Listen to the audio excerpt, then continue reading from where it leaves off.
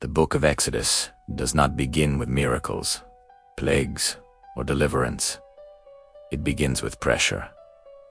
Israel is fruitful. They multiply. They grow strong. Because of that growth, fear rises in Egypt. Pharaoh feels threatened not by rebellion, but by blessing. What God intended for life, Pharaoh interprets as danger. So, oppression begins. The people of God are forced into hard labor. Their lives are reduced to production. Their value is measured by bricks. What begins as control slowly becomes cruelty.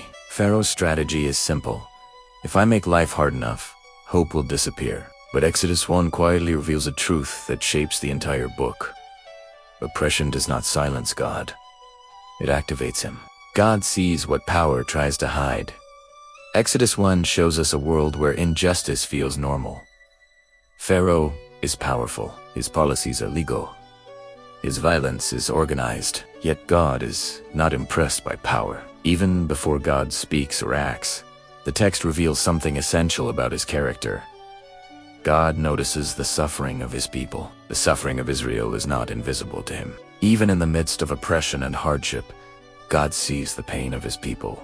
Their pain is not overlooked or dismissed as insignificant. Every cry, every sigh, and every moment of distress is heard by God, not drowned out by the noise and busyness of empire. He remains attentive, even when the world seems indifferent. This is the first revelation of God in Exodus. He is a God who notices suffering before he announces rescue, before any sign of deliverance appears, before any miracles or interventions take place. God is already present, listening, observing, and caring deeply about the affliction of his people. This sets the foundation for everything that follows in the story of Exodus. God's purposes cannot be destroyed by oppression. Pharaoh increases the workload, but the people continue to multiply. He tightens control, but life keeps spreading. He escalates violence, but God's promise refuses to die. Exodus 1 teaches us that oppression may slow God's people, but it cannot stop God's plan.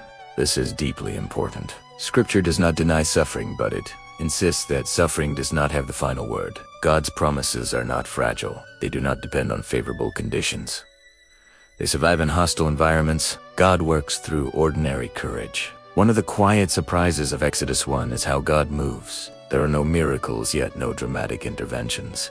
Instead, God works through faithful resistance. Midwives fear God more than Pharaoh. Mothers protect life at great risk. Women act with wisdom and courage in small, unseen ways. Exodus reminds us that before deliverance becomes visible, faithfulness becomes costly. God honors those who choose obedience, even when the system is unjust. This story points forward to Christ. Exodus 1 prepares us for a greater rescue. Just as Pharaoh feared Israel's growth, later rulers feared Jesus. Just as innocent children were threatened in Egypt, children were threatened at Jesus' birth. Just as God's people groaned under oppression, humanity groaned under sin. Jesus enters a world where suffering feels normal and power feels unbeatable. And like Exodus, the New Testament reveals the same truth. God hears the cries of the oppressed and he responds. In Jesus, God does not stay distant. He steps into human suffering. He carries injustice in his own body. He confronts evil not with force, but with sacrificial love. The God who heard Israel's cry in Exodus 1 is the same God who hears the brokenhearted today. What this means for us, Exodus 1 speaks to anyone who feels trapped, overlooked, or worn down by systems they cannot change. It tells us, God sees before he saves. God hears before he acts. God is at work, even when deliverance feels far away.